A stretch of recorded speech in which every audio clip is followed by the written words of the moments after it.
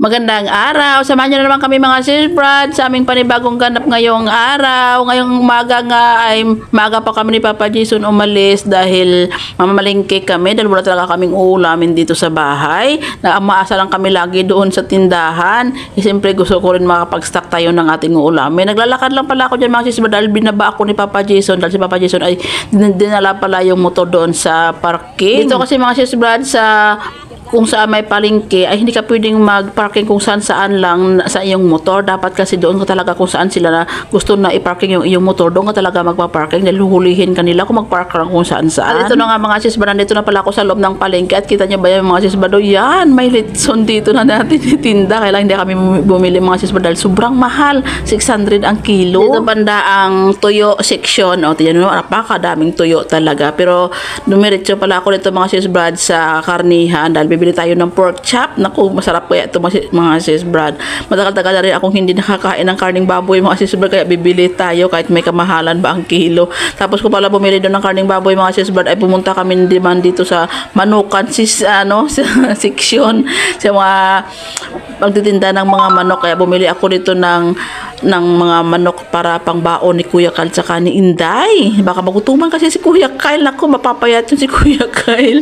At ito na nga mga sis, tapos namin doon sa manok section. Andito na naman kami sa tuyo section ng paborito ni Papa Jason. Tuwing umaga talaga pag nag-almusal kami, hindi talaga nawawala yung tuyo dito sa aming pagkainan dahil si Papa Jason gusto niya talaga pag may tuyo kaming ulam tuwing umaga. Tapos namin bumili ng mga gusto ni Papa Jason. Sa aking gusto naman tayo pumunta mga sis, but siyempre wala lamang akong ibang gusto kundi puro gulay talaga mga sis. Kaya bumili ako dito ng labong at saka yung saluyot. Ayan, ang daming gulay ko talaga pinamili mga sis Brad.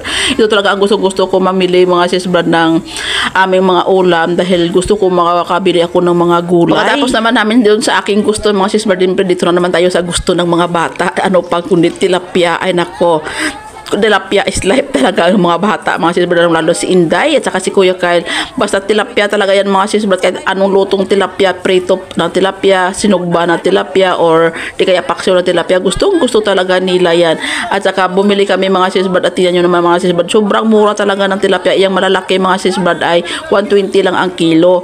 Tapos mayroon dito mga sis Brad isang batcha o isang planggana 2 kilo na daw yan mga sis Brad at 100 pesos lang 2 kilo na. O diba kaya bumili tayo ng isang patsa dyan mga sis Brad, 100 pesos lang. O diba kahit piprituhin lang pa natin tuwing umaga yan, almusal ng mga bata papunta ng school. O diba solve na ang kanilang almusal. Kaya sabi ko kay Papa Jason, bayaran niya na yan. Tapos sabi niya wala daw siyang pera. Sabi ko kumuha ka dyan sa pulsa ng bag ko, kaya ako yan kumuha din siya 100 pesos, 2.50 yung kanyang kinuha dyan mga sis Brad. Patunay talaga mga sis Brad na 100 lang. O 2.50 yan binigay ni Papa Jason para Kuya Kyle naman sa akin Papa Jason, no? Diba? 100 na talaga yan mga sis Brad.